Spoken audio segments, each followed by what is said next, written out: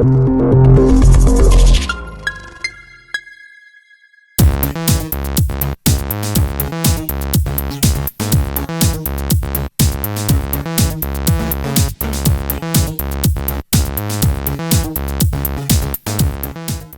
we're on. What do you think?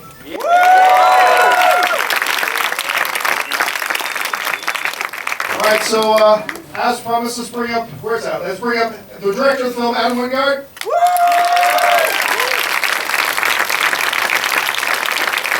The writer of the film, Mr. Simon Barrett.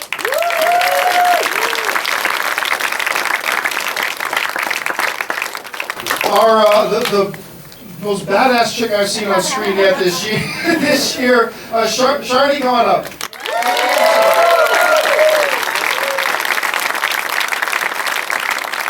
And Barbara Crampton.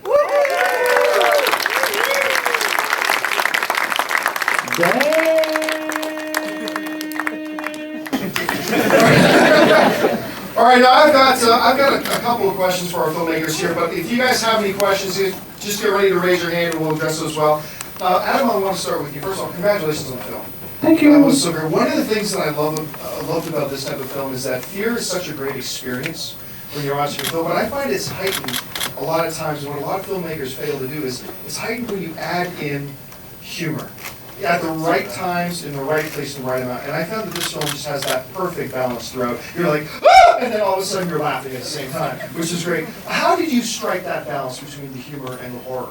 Well, a lot of that actually goes to Simon because going Out of a Horrible Way to Die, which was our film before we did this, that movie's like super dark and it's like super depressing, and there's like maybe like one funny moment when Joe Swanberg talks about like a toothbrush or something, I don't know. But so like we came out of that experience like going film festival after film festival with the movie, and it was just kind of like a weird experience for us because you sit there quietly when you're watching, you know, like a really dark film, and but there's like one moment in A Horrible Way to Die where there's actually like a little bit of a consistent joke that Joe Swanberg says, and every time it would get a little bit of a laugh. And I remember me and Simon kind of talking about it, being like, oh, it's like a really gratifying moment for us. And so going into this one, you know, like I basically just told Simon that I wanted to do something more technical oriented and less character driven,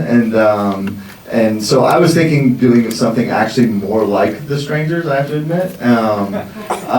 You know, something that was just more like, just about being like creepy and scary, like The Strangers and Inside. Those were the two movies going into this that I was thinking of. And also like the first like kind of like opening scene of Scream and all that, whatever. So like, but then Simon, you know, did his like whole take on it, and you know, he gave me the first draft of the script, and he kind of called it like a screwball comedy or something. And I was like, okay, that wasn't what I was really expecting, but you know, like really at the end of the day, that's kind of like how Simon and I kind of balance each other's like best and worst instincts. You know, it's like I want to do something that I can really get into, and you know, Simon like finds a way to make that actually kind of work. You know, I don't know if that makes any sense. I'm pretty drunk right now. So Simon, you wrote this thing, and I'm watching this film, and I'm thinking about the writer and you, and the two questions that immediately came to mind is, number one, what the hell is wrong with you? And then secondly, one of the things I love about this film is the fact that you get some horror films that's just some evil guy, we don't know why he's evil, and he's going to do a whole bunch of terrible, awful things. You actually have this really neat story that unfolds throughout the film as well. Where did your next come from, and how did that develop for you as a writer? Yeah, kind of like Adam said, like the way that we work is Adam is kind of like, I want to make this kind of movie, and I'm kind of like, I don't know how to do that. That's what I've done before. And I kind of sit and I drink, and I cry a lot usually, and I look in the mirror a lot, and I say, you son of a bitch. Right? Is there a breathalyzer in this morning? And then eventually I wake up from, you know, I'm covered in vomit, like food containers are piled around me, and on my computer there's a finished script. And I'm just like, oh, okay, and I email to Adam, and he's always like, oh, great, buddy, and I'm like, yeah, cool, man. I gotta get my life together, you know? He's like, that's funny, pal. But yeah, you know, in all seriousness, I grew up as a huge fan of like Agatha Christie novels and movies like Bring Up Baby, and when Adam was kind of like, let's do a really contained thriller, because I think one of the challenges of A Horrible Way to Die, which we made for like no money, was that not knowing how to make a movie for no money, I wrote it with like 40 locations. So Adam and I were like, we cracked the code, one location, which of course is harder than we could have ever imagined. But like we were like, let's do a single location thriller, and my kind of like take on that was kind of like the like because you were home thing has been done about as well as it can possibly be done. Right. In fact, Funny Games was satirizing it back in 1997. Yes, it is. And look, and we love The Strangers and we love The French from Them, and obviously The French from Inside is like, absolutely the best. And the first 15 minutes of Scream are pretty incredible too. But like it was like, how do you do something new? And it really was kind of like, in addition to having a kick-ass female protagonist, which we'll probably get to in a second. It really was just like making sure that the killers had a motive, because no one had done that in a while. Like it was really just the like random sociopath thing. And when you watch The Strangers, which we love, it's kind of like, these kids, they're like sociopaths who have like apparently a degree in like fashion and art. We knew we wanted to have a reality to it, so we could bring that humor to it, And to talk about doing single location shooting, one of the most important things you need to have in doing single location shots, obviously, is really strong characters that the audience can attach onto, which brings us to Sharon. Well done. Well done. So you're reading this for the first time, and it's not often that we will sometimes in horror films see the female character rise up to do something, but right from the get-go, you're just badass. Tell me about your reaction to the script the first time you're reading through this and your character. First time I read it, I tried to read it just generically as an outsider and from an audience point of view, and then the second time I read it from the perspective of the character and me being in the character's shoes. And it was kind of at that point where I just really felt that this was my role. I just feel like that this was a role that I subconsciously have trained my whole life to do, like in a weird way. I don't technically come from a survivalist compound, but sure. So many people. I 30 years of experience of killing people. No, I think that the physicality that this role kind of required was something that I kind of naturally had from a lot of sports that I played growing up, and of dancing and swimming and horse riding and surfing and you name it, like I do it. So it's kind of just was one of those things that I think that they were sort of trying to find, and I'm just so lucky to be this character, really. And Barbara, first, so great seeing you in this film. And I look at your character in this, I immediately think of my poor mother and what she must feel like whenever she looks at all of her children at the same time. But what your character really does, she sets the tone of what this whole family really is. What did you want your character to add to the film and add to the overall tone of the story before ultimately she leaves the film, obviously? Well, obviously, she's the matriarch of the film, and I think what's interesting about the movie and the way these guys set it up is that it's a dysfunctional family, and it's like every family that we all have, and I think it's a story that everybody can relate to because you can see yourself in one of the characters, and I think that's what makes it such a great sort of foundation for the beginning of the movie, that there's somebody that everybody can relate to, and obviously those dysfunctions started with me, because I'm very dysfunctional too. So it was really, I think it was a great way to start the movie, and I just loved the character from the first time I read the movie. Now, do we got time for a couple questions from you guys? Anybody? Okay, we'll start right over here. I really admired the film use of sound, especially in the killing scene, just utterly brutal use of sound effects. I'm just curious how you recorded those and how you got them just right and were able to say, all right, that's it, that's how we want it.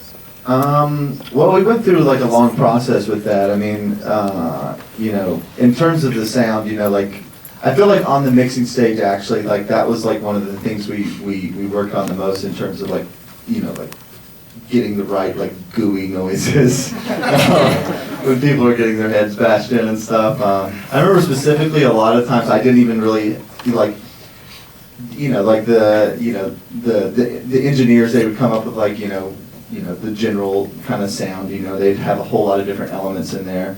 And I'd be like, yeah, that sounds really good. But then, like, to give credit where it's due, like, I felt like Jess and Keith, the producers on it, were pretty relentless in terms of constantly being like, it needs to be, like, grosser. And, like, they kept, like, pushing it. And, it was just a matter of, like, continually, trying to see how far you could take it without it being, like, a parody or whatever, because we wanted everything.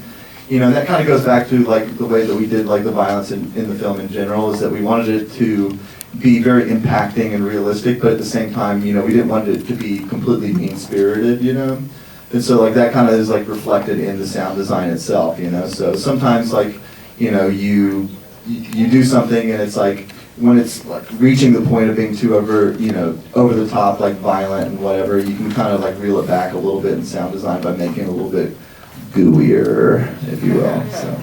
All right, we have time for just a couple more. Yes, right there, sir. Hey. Yep. Hey, my question's for Sharni. Are you prepared to play Lara Croft in the Tomb Raider reboot? Yes, let's go. That would be awesome. Are they prepared for an Aussie? Okay, right here. It's more of a compliment than anything, but I just want to say thank you for not treating us like idiots. And maybe it was accidentally on purpose, but I like how you specifically took the dysfunctional family and made it something really honest, like that the asshole brother who got stabbed by 9 times.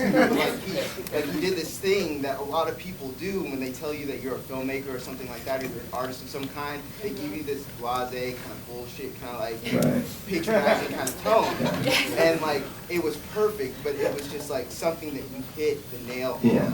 Well, I mean, all those guys are actually directors themselves, like Ty West and Joe Swanberg, and that was the whole reason why we bought Ty in, specifically just to get shot in the head with the arrow, basically. But he plays, a guy who is a director, and I always feel like, maybe it's just like kind of stupid because I am a director myself. Like, I'm like extra sensitive to the idea of like an actor pretending to be a director, and it's like, let's just get Ty West in here, and he can actually play a director because he is a director, because it's a very specific thing, Actually, this movie's kind of filled with like, I don't know, like 50 directors. I don't know. But did you have some? Also, we're horror fans ourselves, and I think all of us see every horror movie that comes out, and therefore we're also used to being insulted constantly by the movies that come out in theaters. And it really was just a matter of like, how would we do this better, and how would we make a movie that we ourselves would mildly enjoy. So, thank you. All right, yeah, right over here. Was there a scene that was your favorite scene when you were filming it? I think it was almost opposite for me. Like I felt like I have a whole lot of like every scene was like a nightmare to film. You know what I mean? Yeah, we hated every scene. Yeah. What's your favorite scene? You found me in the back. Yeah, you told me at the end of the production, you were like, I had such a good time. Simon played I our was like, tiger, "Whoa." you guys, so it was pretty cool that I got to kill our writer in the movie. And then the other cool thing for me is that the girl that I kill at the very end, that I stab through the top of the head, has been my roommate for 5 years. So I got to kill her too. That was awesome. One of those two. When do you get to kill your roommate and your rider? My favorite scene? My favorite scene was probably dying, but I died off screen. I love to die in movies. It's really fun. So if there's ever a sequel or a prequel, I'd love to die on screen. But I love dying. Pull that off, Barbara.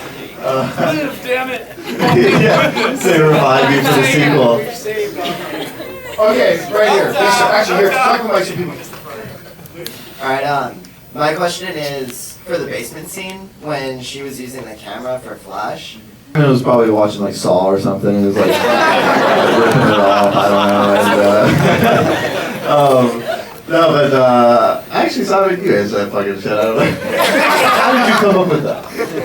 I'd actually written a scene where like a character lights a scene by like the light of their camera flash, like and like 3 different horror scripts that didn't get made. And Your Next was all about just trying to find things that we hadn't like specifically seen before, and it was just that. Like it was like, let's establish that she has a camera and let's have her distract him with the flash.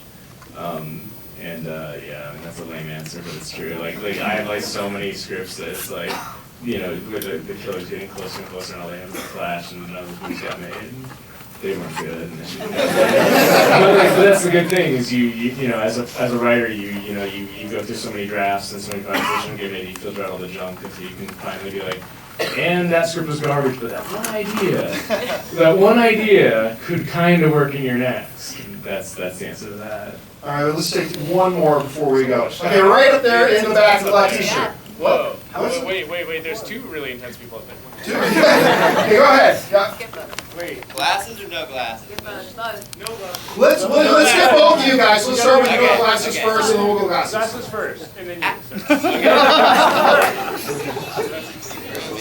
How did the idea come about using an animal mask rather than the typical like ski mask or any? Great question. Yeah, I mean, kind of going a little bit to what I said about The Strangers. Like, we knew we wanted to do like really iconic masks, and this is something Adam and I talked about a lot. Like, it had to be like really cool and easily recognizable, but it also couldn't feel like, you know, if they had an outlet for their creativity every day, like RISD, you know, then why are they killing people at night? You know, it had to feel like something like these actual like burned out mercenary guys would create, you know, cheaply from a store. And also I'm a big fan of like The Wicker Man and kind of pagan iconography and obviously not the Nicolas Cage version. I'm a big fan of the YouTube cuts of that. But and also, I mean, there's obviously a larger theme in this film, and I don't want to get pretentious or anything. There's obviously a larger theme of people aren't what they appear to be, and by having like the lamb be like the scariest and the tiger be the least effectual, you know, there was symbolism. I'm so sick of hearing this. All right,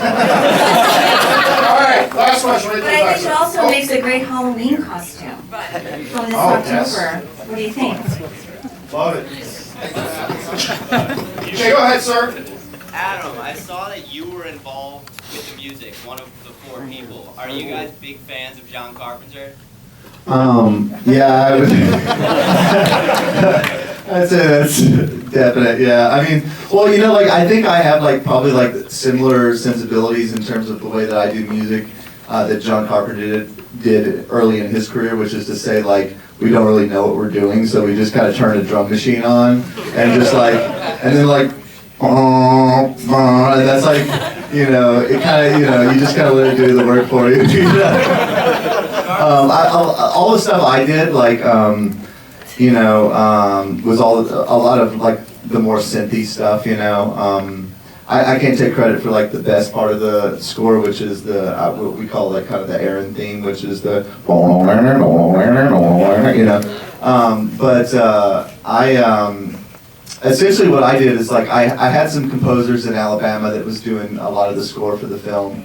And one of them is kind of like an eccentric guy, and he kind of disappeared for like 2 months when we kind of needed him to finish the score. It turned out he was like going out like somewhere in the deep south to like get baptized or something. So like, no, that was on this one. And yeah, and so like so basically we ended up having to fill in a lot of the score, and so I did a lot of it on my iPod. I just like downloaded a bunch of different little synth apps and then kind of played with that, you know. And there was one really funny time where I was, you know, like basically the way we work is, you know, I would edit and then like I would show the cut to Keith and Jess, the producers on the film, and Simon, and they would give me notes. And one of the notes was like, okay, like the music needs to be more fun here or whatever, you know. And they would give me like a week, and I'd go off and do it. And there was this one time where it was just like, you know, there's this one moment in the film where, you know, there specifically needed like a cool piece of music in it. And like, so like Keith gave me that note, and then they went off and they're like coming back the next day to watch it. And I just like sat there on my iPod and I just put this thing together, which is just like a drum machine and just like one note basically. And so it has that like total John Carpenter kind of sound to it. And I just kind of put it in there in the soundtrack, and I played it the next day, and Keith was like, He's like, oh yeah. He's like, this is good. He's like, can we get that the rights to that music? And I was like, yes, you can.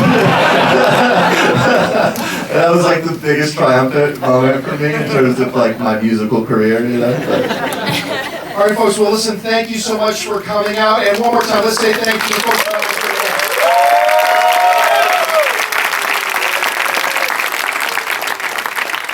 If you like this video, be sure to give it a thumbs up and don't forget to subscribe to AMC Movie News on YouTube. It's free and a great way to stay updated with all the latest movie news and check out our daily show, AMC Movie Talk.